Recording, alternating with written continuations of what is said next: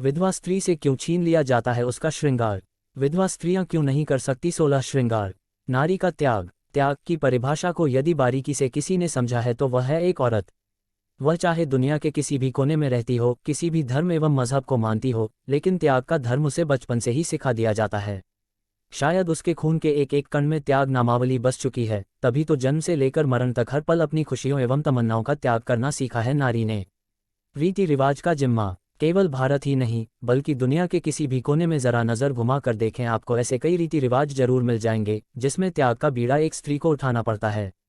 कई बार तो इस त्याग का प्रभाव इतना गहरा होता है कि बेचारी उस महिला को ये पूछने का भी मौका नहीं मिलता कि ऐसा उसके साथ क्यों हो रहा है। रिवाजों में बंधी महिलाएं। संस्कृतियों एवं रिवाजों में बंधी यह महिलाएं बस त्याग करना सीखती हैं। पति की मृत्यु के बाद खुद का त्याग कर देना भी एक ऐसा तथ्य है जो महिलाओं के लिए अभिशाप बनकर रह गया है। सती प्रथा जैसा उदाहरण। वर्षों पहले हिंदू इतिहास ने सती प्रथा जैसी घटनाओं को अपने किताब के पन्नों में जगह दी है। यह एक ऐसी क्रूर प्रथा थी जिसकी कल्पना भी कोई स्त्री नहीं करना चाहती। पौराणिक मान्यताओं के अनुसार भगवान शिव से जुड़ी है ये प्रथा। महाभारत के राजा पांडु की पत्नी माद्री ने भी उनके साथ सती होने का निश्चय किया था, लेकिन खत्म हुई यह प्रथा। शायद यही कुछ ऐसी घटनाएं थी जिसने सती प्रथा को भारतीय सिद्धांतों में पनाह दी, लेकिन एक समय ऐसा आया जब धीरे धीरे ये प्रथा विलुप्त हो गई। हालांकि आज की विधवा महिला को भी कुछ ऐसे नियम कायदों का पालन करना पड़ता है जो उसके लिए पांव में बंधी बेड़ियों के बराबर हैं। विधवा की जिंदगी। केवल पति की मृत्यु का शोक ही उसके लिए काफी नहीं होता, उसके बाद उसका अकेलापन अन्य कट्टर रिवाजों से बंधकर उसे पल पल मारता है।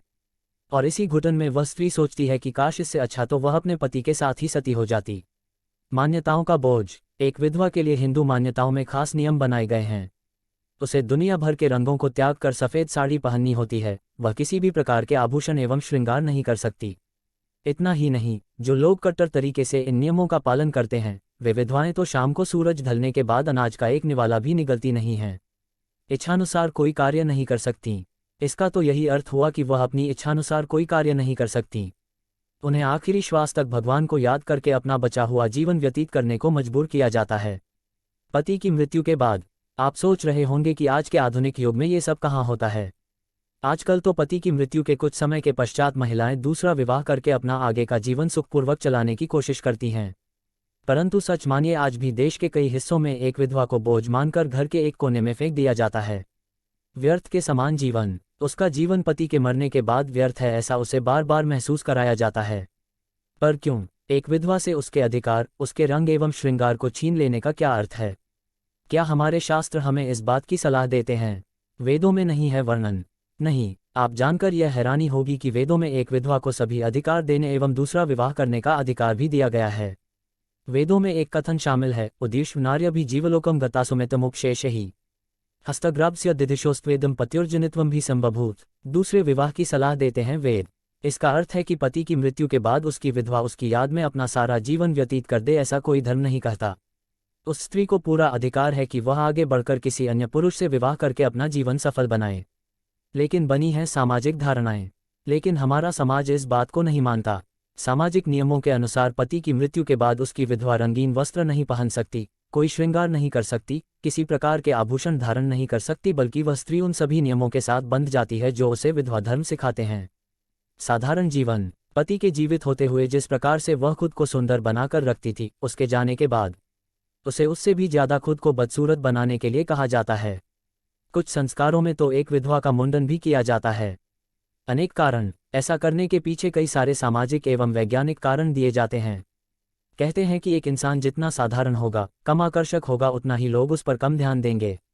और एक विधवा को सबकी नज़रों से, खासतौर से पराये मर्दों की नज़रों से बचकर रहने की सलाह दी जाती है। रक्षा करने वाला कोई नहीं, क्योंकि पति की मृत्यु के बाद इस समाज में उसकी रक्षा करने वाला कोई नहीं है। कम से कम तब तक नहीं जब तक वह पुनः विवाह नहीं कर लेती। इसलिए उसे सफ़ेद साड़ी एवं बिना किसी श्रृंगार के रहने की सलाह दी जाती है। श्रृंगार नहीं कर सकती। एक नारी का श्रृंगार उसे चंचल बनाता है। यह उसकी सुंदरता ही तो है जिसकी बदौलत एक पुरुष उसकी ओर आकर्षित होता है। लेकिन एक विधवा को सबकी निगाहों से छिपकर रहना होता है। यह शायद हमारे समाज की मानसिकता ही है कि यदि कोई स्त्री रंग बिरंगे कपड़े पहने खड़ी होगी तो उसे ज़्यादा लोग देखते हैं, बदसूरत बनने को मजबूर। लेकिन कोई असुंदर एवं बेहद कम आकर्षक महिला पास से गुजरे तो लोग उसे देखना भी नहीं चाहते। लेकिन पश्चिमी देशों में ऐसा कभी नहीं होता। वहाँ की मानसिकता एवं भारतीयों की मानसिकता में काफ़ी अंतर है। रंगों से मुख मोड़ना। ये सच है कि हमारे द्वारा पहने जाने वाले वस्त्रों के रंग हमारे चरित्र पर एक गहरा असर करते हैं। लाल रंग हमें भड़काऊ बनाता है तो नीला सकारात्मक दृष्टि प्रदान करता है। हरा रंग मानसिक संतुलन देता है तो सफ़ेद शांति का प्रतीक माना जाता है। सफ़ेद रंग पहनने की सलाह। शायद यही कारण है कि एक विधवा को सफ़ेद रंग पहनने की सलाह दी जाती है ताकि वह दुख के इस समय में खुद को शांत रखने की कोशिश कर सके। साथ ही इस शांत व्यवहार से वह विधवा प्रभु में अपना ध्यान भी आसानी से लगा सकती है। खान पान में बदलाव। कपड़ों के अलावा एक विधवा के खान पान के तरीके में भी बड़ा बदलाव किया जाता है। शास्त्रों की माने तो एक विधवा स्त्री को बिना लहसुन प्याज वाला भोजन करना चाहिए और साथ ही उन्हें मसूर की दाल, मूली एवं गाजर से भी परहेज रखना चाहिए। सात्विक भोजन। सिर्फ इतना ही नहीं, उनके लिए भोजन में मांस मछली परोसना घोर अपमान व पाप के समान है। उनका खाना पूरी तरह सात्विक होना चाहिए और शाम को सूरज ढलने के बाद वह पानी के अलावा कुछ ग्रहण नहीं कर सकती। परंतु कब आएगा बदलाव? ये कड़े नियम आज देश के सभी तो नहीं लेकिन कुछ हिस्सों में विधवा के लिए एक अभिशाप के समान कायम हैं, जिससे वह उबरना चाहती है और अपने जीने का एक मकसद ढूंढना चाहती है।